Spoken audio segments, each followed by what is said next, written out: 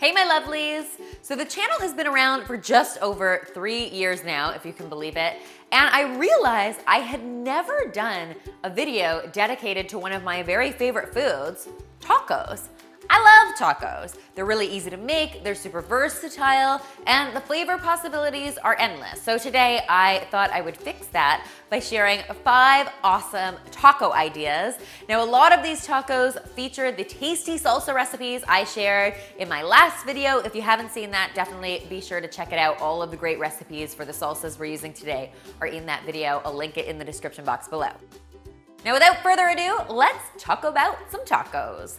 We're kicking things off today with an incredibly flavorful Chipotle chicken taco. Now if you've never worked with Chipotle peppers before, you are in for a treat, and this is a great recipe to start with.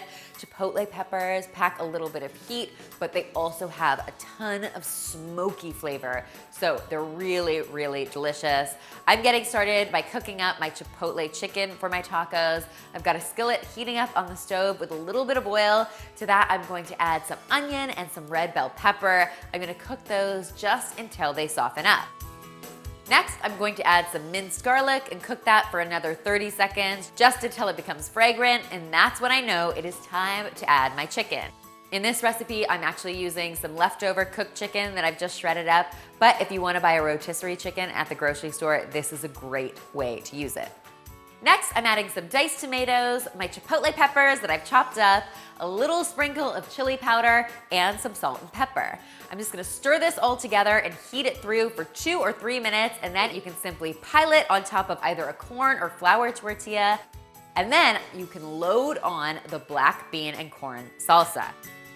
This is one of the great salsas I made in my last video, so definitely check that out for the recipe.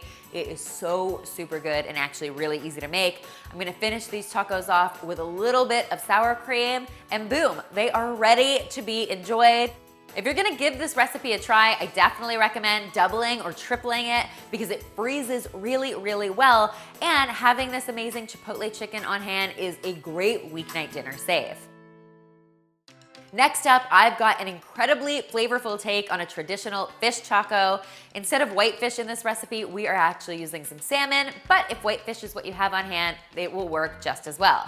I've got 2 salmon fillets laid out on a baking sheet, and I'm just gonna season them up with some chili powder, some garlic powder, some salt, and some pepper. It's as simple as that. We're gonna get these into the oven at 400 degrees Fahrenheit until they're cooked through. Then we're going to assemble our taco goodness. I'm gonna start by piling on some finely sliced cabbage. I love cabbage in tacos because it adds a ton of lovely crunch. I'm also going to load on some nice creamy avocado, top that with my cooked salmon, and then finish it all off with a good helping of salsa verde. Now, you could use the store-bought salsa verde here, but if you want to really take things over the top, go ahead and try to make it yourself. It's really easy and super flavorful.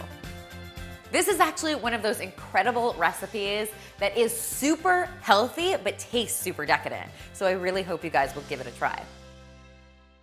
Next, my loves, I've got a great meatless option for you vegetarians and vegans out there. This recipe features some amazing portobello mushrooms, which we love. They're super hearty, really, really filling, and so delicious. I've got some oil heating up in a skillet on my stove. To that, I'm going to add my portobello mushrooms. I'm going to season them up with a little salt and pepper and give them a 2 to 3 minute head start before adding my sliced poblano peppers and my red onions. What's really cool about this recipe is that if you don't want to do it on your stovetop, you can just as easily roast your vegetables, or even better, grill them on the barbecue. We're gonna let them cook for 7 to 8 minutes, just until everything is softened up and cooked through, and then we're going to flavor this up with a little bit of minced garlic and some ground cumin. I'm gonna let that cook for 1 more minute, and these tacos are ready to be built. I'm starting with a nice layer of guacamole on my tortilla. Then I'm just gonna pile on my veggies, hit them with my favorite hot sauce, and finish them off with some fresh, sweet, and crunchy corn. These tacos are super satisfying and the perfect main for Meatless Monday or Taco Tuesday. Next, I'm doing a throwback to one of my childhood favorites. Basically, we're making some classic ground beef tacos. If you're not into beef, no worries. You could do this with some ground poultry if you wanted to, or those veggie grounds that you can buy at the supermarket. Either will work. I'm getting started with a skillet on the stove. I'm just going to cook my beef until it is no longer pink. Then to add lots of flavor, I've got some diced onion, some minced garlic, and some minced jalapeno. I'm gonna season this up with some classic taco seasoning and a little salt and pepper and just cook it until my onions have completely softened. Then it is ready to be loaded onto my tortillas and topped with some shredded cheddar cheese, a little bit of sour cream, some chili peppers if that's how you roll, and some green onion for good measure. Now these, my friends, are what I call Taco Supreme. Finally, on today's taco extravaganza, I think I've saved the best for last.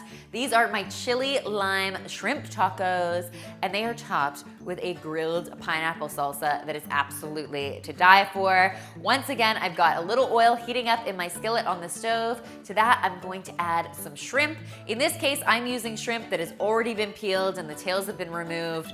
Trust me, this makes eating these tacos a whole lot easier.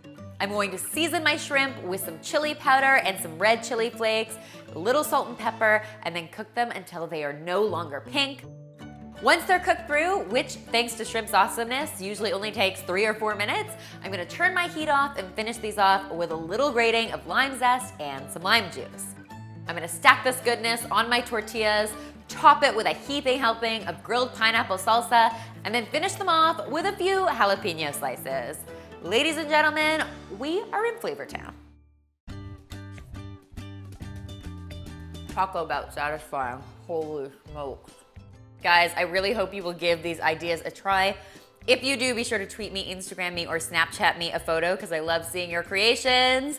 Thank you so much for watching. Keep in mind, all of the tasty salsa recipes are in last week's video, and I've linked them all in the description box below. And finally, if you haven't already, be sure to subscribe because there's lots more deliciousness where this came from.